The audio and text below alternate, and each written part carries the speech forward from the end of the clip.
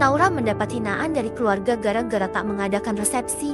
Siapa sangka hidupnya drastis setelah menikah. Pernikahannya hampir mengalami kehancuran akibat rasa iri dan dengki saudaranya.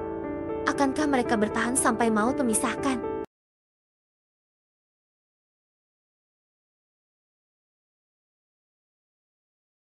Mimpi apa kita?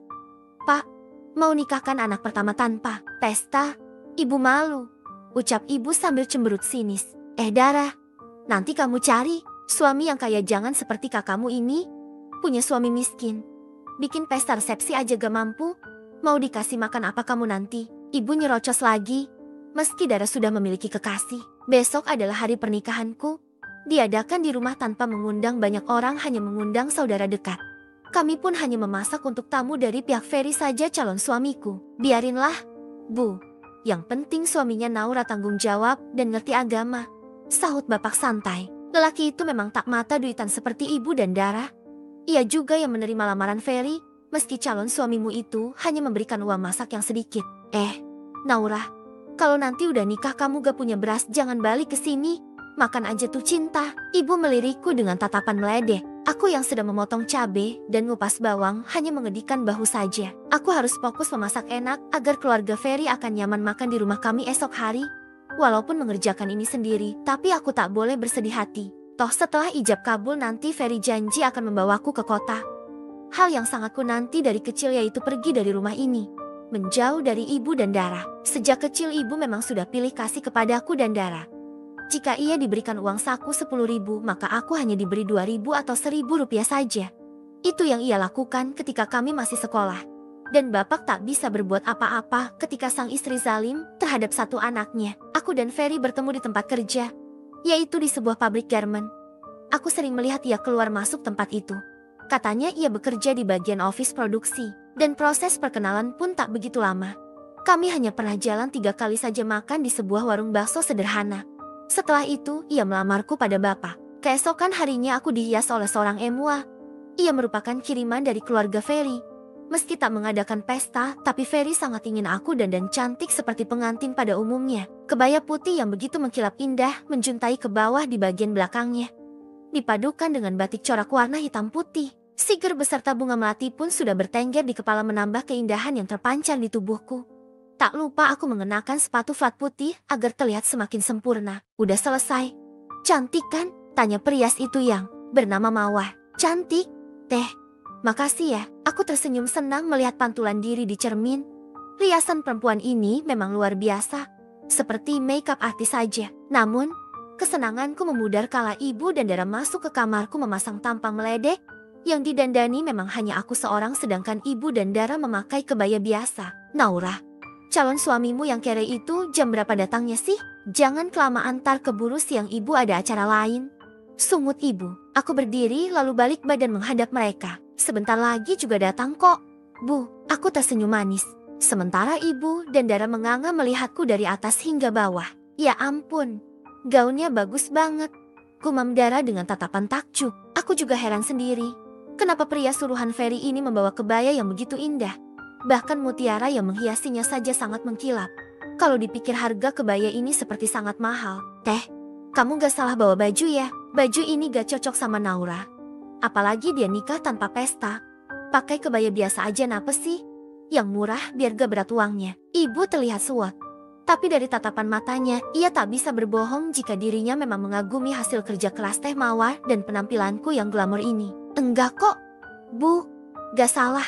Ini sesuai request Mas Ferry. Dia pingin pengantinnya tampil cantik. Teh Mawar tersenyum menatapku. Halah, kere aja banyak tingkah. Ingetin tuh calon suamimu.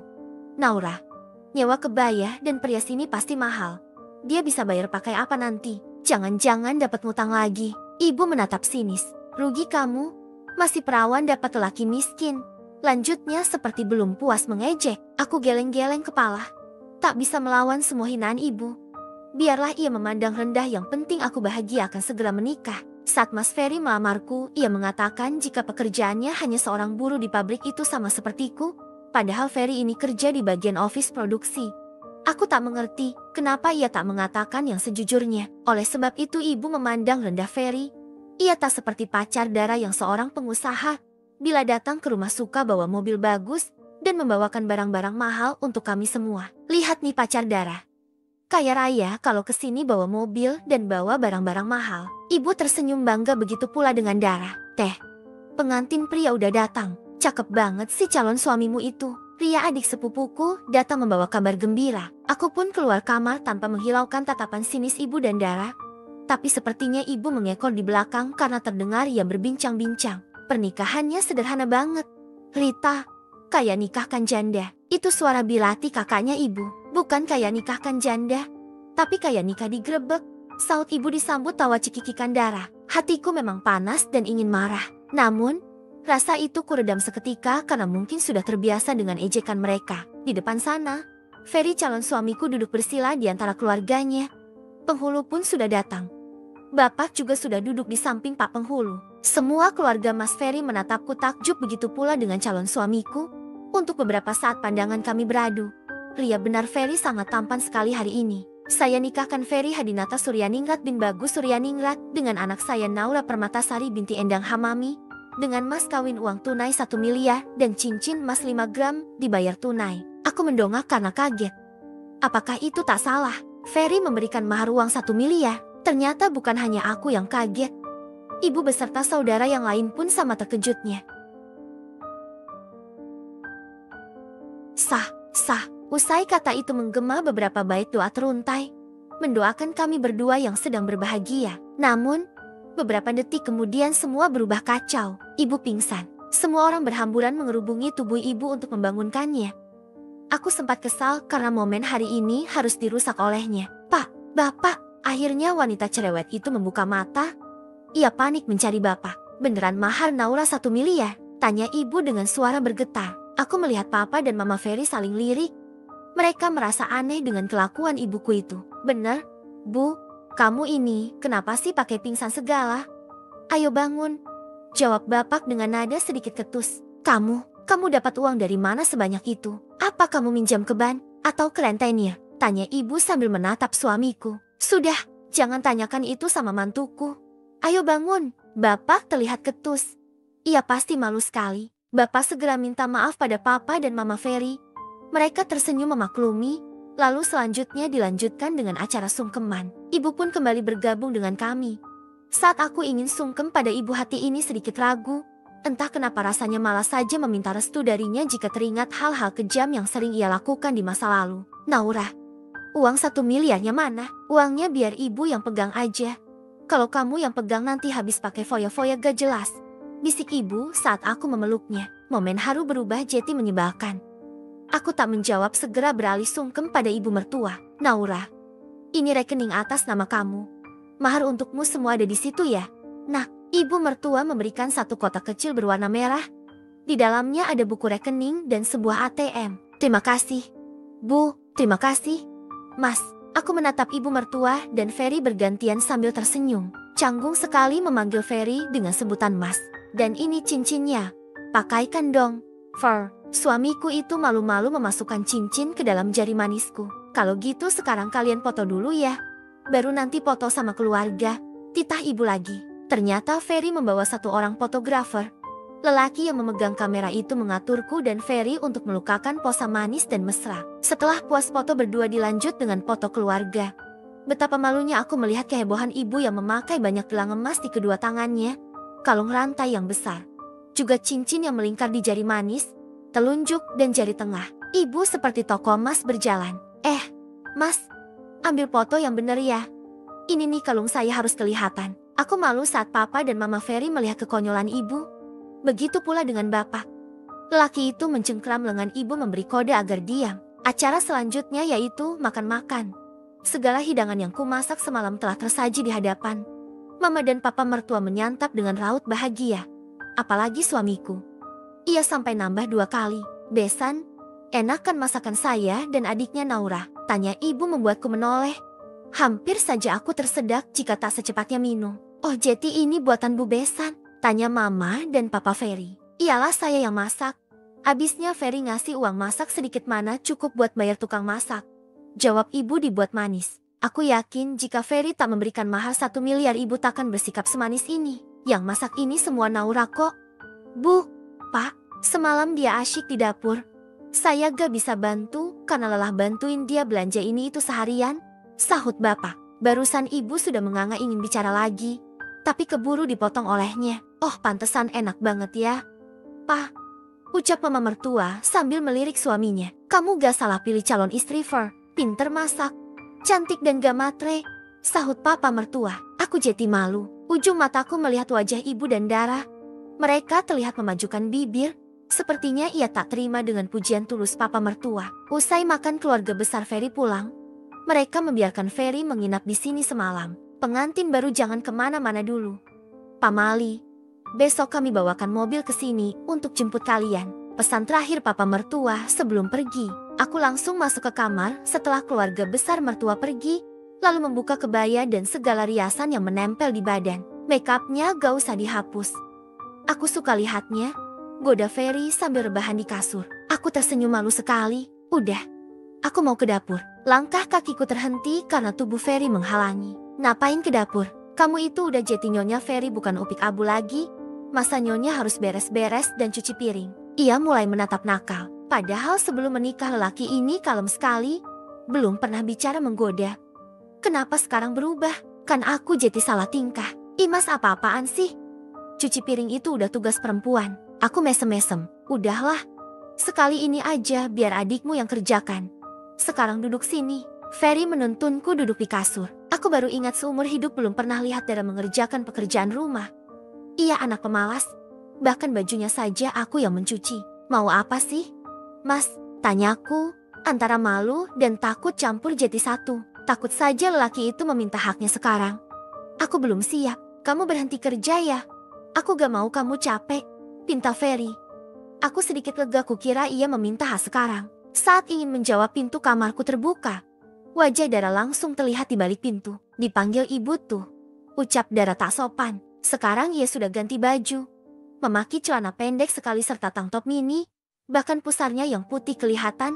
Untung suamiku buang pandangan. Kak Ferry juga dipanggil bapak di depan. Ucap Dara sambil menatap suamiku. Ferry segera keluar kamar sambil menundukkan wajah. Setelah itu ibu dan Dara nyelonong masuk ke dalam kamar lalu menutup pintu buru-buru. Naura, mana duit 1 miliar itu siniin? Biar ibu aja yang pegang. Pinta ibu maksa. Itu uangku dan aku ini udah gede. Udah bisa nyimpen uang. Rasanya kesal sekali. Selama aku bekerja ibu selalu minta semua gajiku. Lalu sekarang uang mahar pun diminta juga. Oh, udah berani ngebantah kamu ya? Mau jadi anak durhaka. Mentang-mentang punya duit banyak berani ngelawan orang tua. Sergah ibu dengan tatapan sinis. Kalau iya ibu mau apa? Udah cukup selama ini ibu nikmati hasil kerja kerasku. Bahkan saat ibu dan Dara memperlakukanku tidak adil pun aku diam aja. Balasku dengan tatapan menantang. Kalau kamu gak mau ngasih, maka Dara akan menggoda Ferry. Dia pasti jatuh cinta sama Dara. Mau kamu kayak gitu? Aku geleng-geleng kepala. Tak habis pikir dengan jalan pikir wanita tua ini. Oh, kamu mau goda suamiku? Silakan. Mata ibu membeliak. Mungkin tak menyangka untuk pertama kalinya aku membangkang. Itu kotaknya. Bu, ambil ajalah. Banyak drama. Tatapan mereka berdua tertuju pada kotak merah yang berisi rekening dan ATM dari suamiku. Dengan kecepatan kilat, ibu mengambil kotak itu lalu menyembunyikannya di belakang punggung. Balikin. Bu, teriakku kalap. Uang ini hanya disimpan.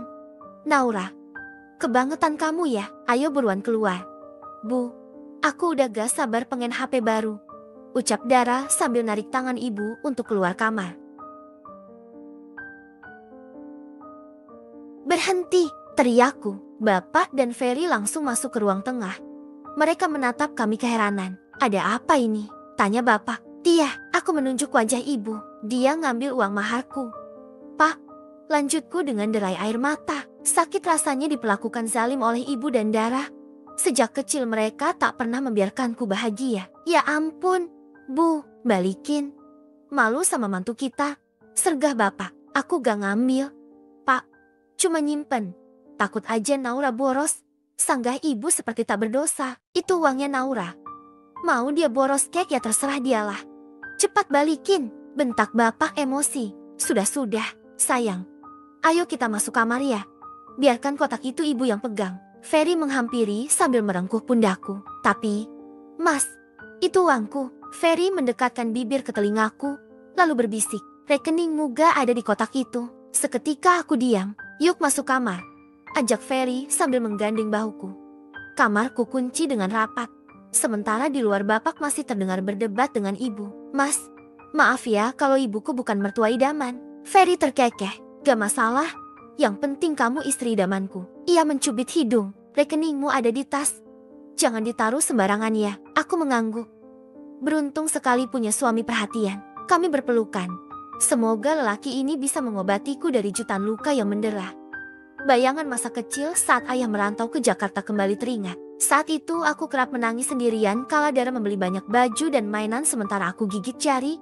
Jika Dara membeli jajanan aku hanya diberi sedikit, itu pun diberikan dengan cara dilemparkan. Jika ayah baru gajian maka ibu dan Dara jalan-jalan ke pasar dan makan di luar. Sedangkan aku di rumah hanya disediakan nasi kemarin dan ikan asin. Dara anak berprestasi sejak kecil berbeda denganku yang kata ibu bodoh. Naik kelas pun sudah untung. Wajar saja aku seperti itu karena sering dibentak dan tak pernah diperhatikan. Kok nangis? Tanya Ferry sambil menatap mesra wajahku. Nangis haru. Aku tersenyum. Lalu ia kembali memelukku. Entahlah lelaki ini seolah paham akan deritaku. Usai makan malam ibu terus menatap dengan sinis. Ia akan seperti itu jika aku tak menuruti keinginannya. Itu sudah terbiasa sejak dulu. Aku ke kamar dulu ya. Ferry beranjak pergi setelah menghabiskan makanan. Aku mengangguk sambil tersenyum. Dasar anak gak tahu diuntung. Punya duit dimakan sendiri. Serakah. Piring kotor diletakkan dengan keras ke wastafel. Kamu sembunyikan di mana rekening itu? Naura, ibu membentak. Bagaimana tak kesal kotak merah yang mati-matian ia rebut tadi ternyata tak ada isinya. Hihi, apaan sih kamu? Bu, mulai lagi. Malu sama mantu kita. Timpal bapak. Aku hanya menghela napas melihat kebobrokan keluarga ini. Dari dulu tak terbiasa melawan. Halah mantu kere, gak pantas dihargai. Palingan ngasih duit semiliar itu dapat ngutang. Ibu tersenyum sinis. Tak ingin merusak suasana hati. Aku memilih masuk kamar meninggalkan mereka tanpa kata. Ingin rasanya cepat pergi dari sini. Main nyelonong. Cuci dulu tuh piring, sahut Dara. Ia sudah terbiasa menyuruhku seperti nyonya. Aku balik badan. Gak mau. Sekarang giliran kamu yang jadi babu di rumah ini. Aku tak senyum sinis. Lihat tuh. Pak, anakmu belagu mentang-mentang punya duit banyak. Palingan sebentar lagi juga bakal banyak yang nagih hutang. Aku tak ingin meladeni ibu. Takut kualat dan tambah sakit hati. Lalu memutuskan untuk masuk ke kamar. Yang, jangan lupa ibadah sebelum tidur. Ucap Ferry sambil senyum-senyum. Entah kenapa rasanya senyum itu terasa menyeramkan malam ini.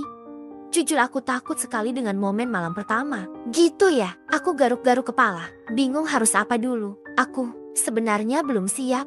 Mas, ucapku lagi dengan ragu. Kenapa belum siap? Ibadah itu kan kewajiban. Sayang, Mas Ferry mendekat. Sedangkan aku beringsut mundur. Duh gimana ini? Bisa besok aja ya. Mas, wajahku mulai terasa dingin. Kok besok? Ya sekarang dong. Mas Ferry maksa. Membuatku semakin menciut. Tapi aku takut. Kalimat itu lantang kuucapkan. Masa salat Isya aja takut? Mas Ferry keheranan. Mataku langsung membeliak. Jadi maksud mas, ibadah itu salat Isya? Aku bengong kayak orang bego. Ya iya. Kan kamu belum salah. Hayu, pasti kamu mikirnya begituan ya. Mas Ferry menunjuk wajahku mengejek. Sialan. Kenapa otakku jadi ngeres? Aku terkekeh terpaksa. Iya deh. Aku ke kamar mandi dulu ya. Cepat-cepat aku kabur keluar. Malam ini Ferry belum menjalankan tugasnya sebagai suami karena aku kerap ketakutan. Ia hanya memberiku pelukan dan kecupan. Tak lebih dari itu, semalaman aku juga nyenyak tidur dalam dekapannya. Esok hari 2 buah mobil terparkir di halaman. Dari bentuknya mobil itu seperti kepunyaan orang kaya. Karena aku sudah hafal mana mobil kalangan biasa dan kalangan orang kaya. Mobilnya udah dateng. Yang, aku tak banyak bicara. Gegas masuk ke dalam memberitahu bapak. Hari ini semua keluargaku ikut mengantar pindahan ke rumah mertua. Ibu mau ikut lihat rumah mertuamu? Pasti terletak di kampung pedalaman. Rumahnya dari bambu dan reyok. Ibu dan Dara cekikikan. Dara, ngapain pakai sendal tinggi begitu? Pakai sepatu biasa aja. Ibu yakin di sana pasti jalanan becek. Kau tegur ibu yang sebenarnya hinaan untukku. Lagi aku hanya bisa diam. Karena sebenarnya aku belum tahu rumah Ferry. Mengenal orang tuanya pun pada saat lamaran. Terus ya, Bu, di rumahnya itu pasti gak ada kamar mandi. Orang pedalaman kan gitu suka mandi di kali. Dara bergidik jijik. Lalu mereka tertawa lagi. Setelah itu keluar bersama Bapak dan Birati. Kakaknya ibu itu ingin ikut karena sudah pasti ingin ikutan mengejekku. Gaya aja digedein. Mahar semiliar. Pakai mobil bagus. Miskin aja banyak gaya. Bisik ibu pada Bikrati. Mereka cekikikan di belakang. Mobil membawa kami melaju menuju kota Sukabumi. Ternyata perkiraan ibu salah. Rumah mertuaku sama sekali tak melewati perkampungan. Malahan sekarang masuk ke sebuah komplek di tengah kota. Rumah-rumah bagus berjejer rapi terlewati. Bu, kok masuk ke sini ya? Bisik Dara di belakang. Gak tahu. Mungkin jalan pintas kali. Jawab ibu. Setelah menempuh perjalanan 1 jam, akhirnya mobil berhenti di depan sebuah rumah minimalis yang dipagar tinggi. Bentuknya 2 lantai dan kekinian. Bercat warna putih tulang. Di depan sana, kulihat papa mertua membukakan gerbang hingga mobil kami bisa masuk ke dalam. Ferry, ini rumah siapa? Tanya ibu dengan mata membeliak. Rumahku, Bu. Ayo turun. Ajak Ferry sambil melirik ke jok belakang. Hah? Rumah kamu? Ibu pingsan lagi. Suasana heboh lagi karena ibu pingsan. Bapak dan papa mertua mengangkat tubuh ibu dan membaringkannya di sofa. Tak lama ia terbangun. Matanya langsung melotot dan mengitari sekeliling rumah Ferry. Bangun. Bu, ini di rumah orang. Ucap bapak. Dari suaranya ia seperti risih dengan sikap istrinya itu. Ibu pun bangun dibantu oleh bapak. Ini tuh beneran rumah Ferry? Pak, tanya ibu. Iya bener. Udah itu duduknya yang bener. Mama mertuaku tersenyum. Gimana Bu Besan? Udah baik kan? Ibu mengangguk. Udah. Jawabnya datar. Naura, ini Farhan kakaknya Ferry. Dan Jenny istrinya. Kalian pasti belum saling kenal kan? Tanya ibu memperkenalkan anak dan menantunya. Aku menatap mereka berdua sambil tersenyum. Bahkan aku dan Kak Jenny saling berjabat tangan. Salam kenal ya. Semoga betah di sini. Ucap Kak Jenny lama. Sementara Kak Farhan hanya tersenyum sungkan. Iya, Kak. Jawabku sungkan. Meski mama mertua baik dan rumahnya bagus, tetap saja rasanya sungkan tinggal dengan mereka. Itu kata teman-teman yang sudah lama menikah.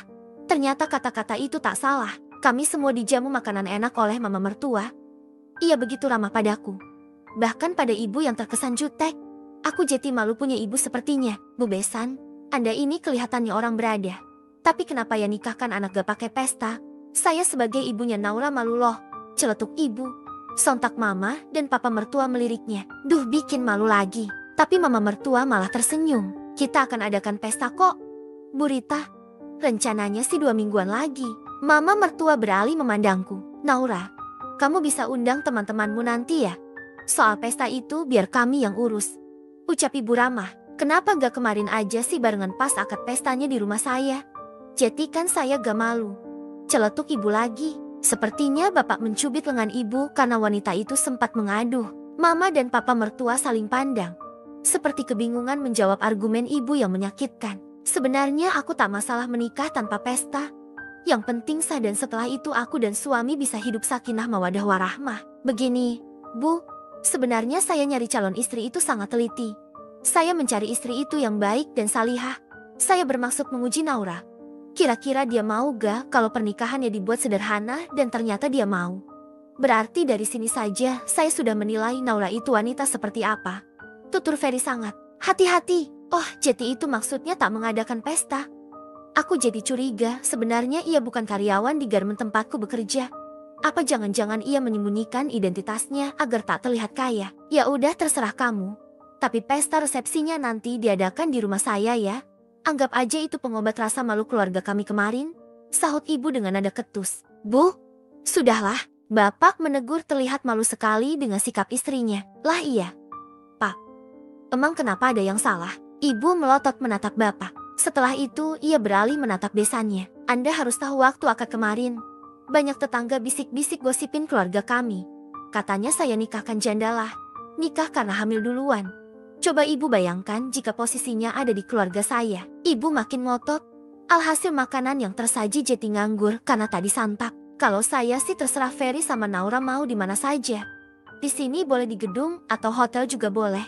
Di rumah Bu Besan juga boleh. Aku langsung melongo, masa ia mau ngadakan resepsi di hotel? Apa mereka sanggup bayar? Pokoknya harus di rumah saya. Ibu kekeh. Soal itu saya akan bicarakan dulu sama Naura. Bu, timpal Ferry hingga tak ada lagi yang bicara. Usai makan keluargaku istirahat di ruang tamu. Kulihat dari foto-foto di rumah itu. Mama dan papa mertua yang memperhatikan dari jauh menatap tak suka pada adikku itu. Kita lihat kamar kamu ya. Letaknya di atas. Ajak Ferry. Aku takjub kamar Ferry ternyata 2 kali lipat luasnya dari kamarku. Di dalamnya juga ada kamar mandi dan AC. Berbeda denganku yang selalu memakai kipas angin. Sebelum punya rumah, kita tinggal di sini dulu ya. Aku tuh pengennya bangun rumah dari awal, bukan beli jeti. Kamu setuju gak? Tanya Ferry lagi. Emang kamu punya uang buat bangun rumah? Sebenarnya ada banyak pertanyaan yang menumpuk di kepala. Tapi aku belum berani bertanya lebih banyak. Adalah, nanti kita cari tanahnya sama-sama ya. Yang cocok sama kamu. Aku mengangguk. Ada yang mengetuk pintu. Aku berjalan membukanya, ternyata itu mama mertua memberitahu jika ibu dan bapak akan pulang sekarang. Bapak pulang dulu ya. Kamu baik-baik di sini. Jadilah istri dan menantu yang baik. Pesan bapak sebelum pergi. Setelah kedua mobil yang tadi mengantarkanku tak terlihat lagi, kami semua masuk ke dalam. Aku sebenarnya sungkan harus kemana. Ke kamar merasa tak enak, karena di dapur piring kotor bekas makan kami tadi masih menumpuk. Tapi jika ku kerjakan sekarang tubuh ini rasanya lelah ingin rebahan. Ternyata beginilah dilemanya tinggal dengan mertua. Apalagi mama mertua tak lagi menyapa. Ia nyelonong masuk ke kamarnya sedangkan papa mertua entah kemana. Dan Ferry pamit keluar membeli sesuatu. Terpaksa aku ke dapur cuci piring. Karena sepertinya di rumah ini tak ada pembantu. Usai mencuci piring aku langsung masuk ke kamar. Dan untuk menuju tangga aku melewati sebuah kamar. Di dalam sana terdengar suara Kak Jenny menyebut-nyebut namaku. Duit 1 miliar itu terlalu gede buat gadis kampung rendahan kayak dia. Bu, Ferry emang bau. Oh, itu suara Kak Jenny. Tubuhku langsung lemas. Apa dua wanita itu tak menyukaiku? Tapi kenapa mereka bersikap baik dan ramah di hadapan semua orang? Mama juga sebenarnya gak setuju. Jenny, tapi gimana lagi? Itu suara mama mertua. Ya Tuhan, ternyata mereka bermuka dua. Di hadapan manis tapi di belakang menghina. Atau jangan-jangan dia lagi yang meminta mahar sebanyak itu? Tanya Kak Jenny. Mereka berdua bicara keras sekali. Seolah tak takut aku mendengarkan. Gak tahu. Zan, mama juga kesel Ferry ngasih mahar sebanyak itu. Ibunya aja kayaknya mata duitan. Anaknya juga pasti gitu. Ma, aku kasihan sama Ferry. Baru mulai aja udah minta mahar 1 miliar. Apalagi nanti. Kayaknya Ferry salah milih istri. Zan, mama bersuara kembali. Air mataku tak terasa menetes. Jika begini lebih baik aku tak diberi mahar uang sebanyak itu. Hati ini benar-benar sakit. Kita harus lakukan sesuatu. Ma, supaya Ferry benci sama istrinya dan setelah itu Ferry akan menceraikan perempuan kampung itu.